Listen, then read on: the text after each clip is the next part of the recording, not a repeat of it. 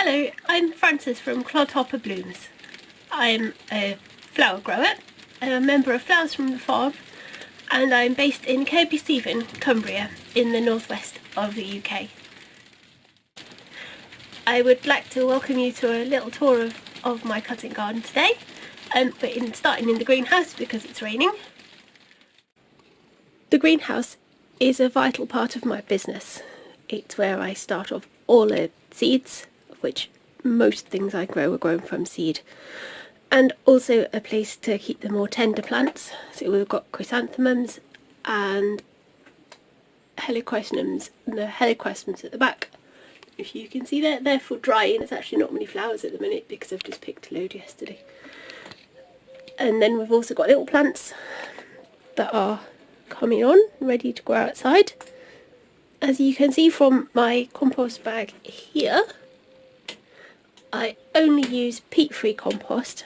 I'm actually really lucky in that we live not very far away from Dalefoot Compost, and they produce their own compost from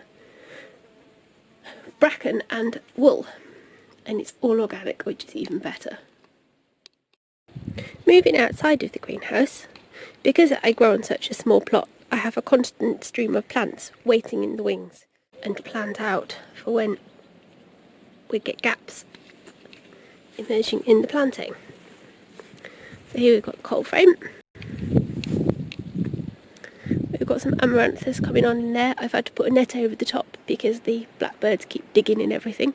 We've also got some chrysanthemums that I've taken from cuttings this year and some eucalyptus, but I wouldn't expect to see anything from them until next year at the earliest. Here are the main beds of the cutting garden. It all looks a little bit chaotic, but underneath all the foliage there's wire mesh supports to stop everything from blowing. We get a lot of strong winds in Cumbria.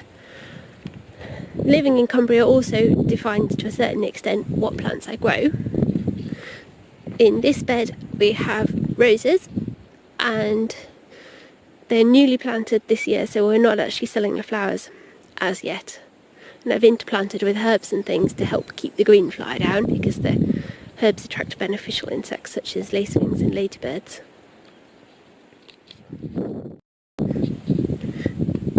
Because the weather in Cumbria can be a little bit diverse, to say the least, I also have some hoops that I can put over this flower bed for next year. You can see them actually, they're currently over the dahlias, but I've got a couple of sets of those. And that means I can put a plastic cover over to protect the roses and the petals from the rain. Moving on to these beds. As you can see, this bed's got hoops over it as well. Everything started to outgrow the hoops, but early on in the year we had some really heavy frosts, so I like to keep these hoops so I can chuck fleece over if we get a cold night. Clary sage does really well in Cumbria. It's a really good doer, and I've got white, blue and pink. We've also got marigolds and cornflowers and Ami Major. I mostly grow for weddings, but this year being a little bit different, I've tried to add in a few extra bright colours to put in for bouquets. Here we have the dahlia bed with hoops again, and we keep the fleece just down here so it's ready to pull over if we get some cold nights, or if we get like a hailstorm like we had the other month, that we had hailstones the size of little golf balls, which wasn't ideal. Here we've got the sweet peas. It's a bit difficult to get far enough away to show you properly, but I'm growing them all on the cordon system, which ensures that we get the longest stems possible. You can see here, these ones are Charlie's Angel. And then further down the road we've got Earl Grey, April in Paris, Champagne Bubbles and good old classic Jilly. This bed here is relatively new. I've turned it over to perennials, so they're still settling in. We've got Astilbes and Astrantias. Each year I try and grow something that's new to me. There's so many choices of amazing flowers out there, and there's always, the fashions are changing and the colours. So this year I'm experimenting growing poppies. This one is Pandora. Over here started off as a perennial bed, and mostly used in the spring for cutting foliage. However, I've just invested in a polytunnel which is just about the same size as this bed, so that will be all changed come the autumn. And then along here we've got the little greenhouse. The little greenhouse is good for starting seeds off in the height of summer, because there never seems to be a month when there aren't seeds to be sown, and the top greenhouse just gets far too hot even with the shade netting. So this one here is as you can see from the tree, it doesn't get quite as much sun, and it's a little bit cooler, a little bit damper. It's also got the open ends for better ventilation. There was a wren in here earlier, so we're just proceeding quietly in case she's come back. But as you can see, I've got the biennials growing ready for next year. Everything, when you're growing flowers commercially, it's just a constant thinking of what you need to sow for not even just the next month but the next year.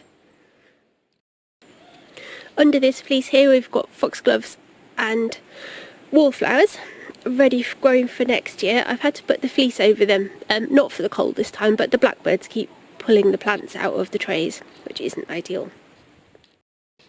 One of the important parts of growing cut flowers is trying to ensure that they have the best vase life they possibly can. In order to achieve this, I cut them in the evening and they condition overnight in cold water. And we're lucky enough to have a nuclear bunker, which is the perfect place. It's mouse proof.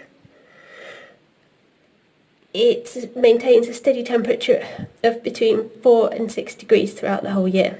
So it's ideal for bringing in flowers when they've been out in what might be a hot summer's day. Although obviously not today.